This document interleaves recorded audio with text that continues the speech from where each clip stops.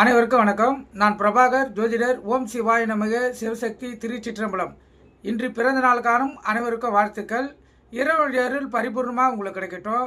உங்களுடைய மனம் எதை என்னை ஆசைப்படுகிறதோ அந்த ஆசை நிறைவேறட்டும் என்று எம்பெருமான் சிவபெருமானிடம் அடியன் வேண்டிக் கொள்கிறேன். இப்போ நான் என்ன சொல்ல போகிறேன்னா, இன்றைய நாளுடைய நிலைப்பாடை தான் சொல்ல போகிறேன். நீங்கள் கற்றுக்கொண்டு பயன்பெறுங்க.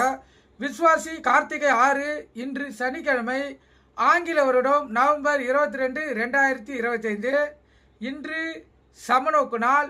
நட்சத்திரம் இன்று மாலை 4:49 வரை கேட்டை, பின்பு மூலம். திதி இன்று மாலை 4:24 வரை துவாதிகை, பின்பு திரியோதகை. யோகம் இன்று முழுவதும் சித்த யோகம். சந்திராத்திர நட்சத்திரம் பரணி, கிருத்திகை. ராசி பார்த்தீங்கன்னா மேசம், ரிஷபம். சந்திராசை பொறுத்த மட்டும் ராசி 50% பாதிக்கும், லக்கணத்தை 90% பாதிக்கும். அதனால இந்த மேச ராசி மேச லக்கணம், ரிஷப் ராசி ரிஷப் லக்கணம் இன்று மிகவும் கவனமாக இருக்கணும். வண்டி வாய் செல்லக்குள்ள மிக கவனமாக செல்லணும். போக்குவரத்து விதிமுறைகளை கடைபிடித்து செல்லணும். எக்காரத்து கொண்டோ வண்டியை இயக்கி கொண்டு மொபைல் பேனில் பேசக்கூடாது. சிந்தனைகள் சிதறி விபத்துகள் ஏற்படுறதுக்கு அதிக வாய்ப்பு இருக்குது. அதனால் நீங்கள் விழிப்புணர்வோடு இருந்து உங்களை தற்காத்து கொள்ளுங்க. நல்ல நேரம் காலை 7:45 8:45, மாலை 4:45 5:45. இந்த கௌரி நல்ல நேரம் காலை 10:45 11:45, மாலை 9:30 10:30.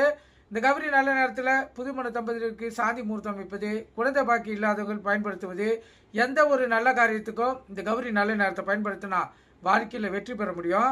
அது கூட சேர்த்து இந்த சுப ஓரையை பயன்படுத்தினா 100% வெற்றி உங்களை தேடி வரும்.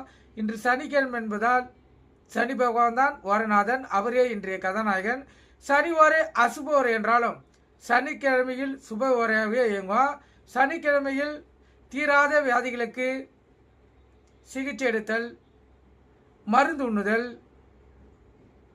உடல்வாதிகள் தீர்வுக்காக எந்த ஒரு காரியம் செய்தாலும் சனி வரையில் உடல்வாதிகள் தீரக்கூடிய வாய்ப்பு ஏற்படும்.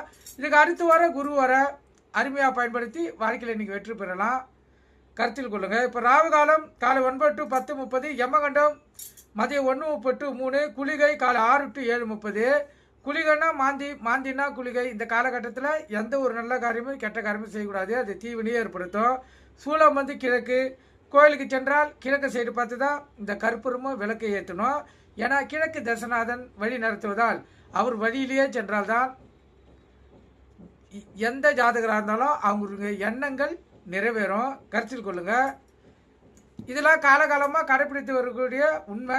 நீங்கள் கற்றுக்கொண்டு பயன்பெறுங்க. நன்றி, வணக்கம், வாழ்க வளமுடன்.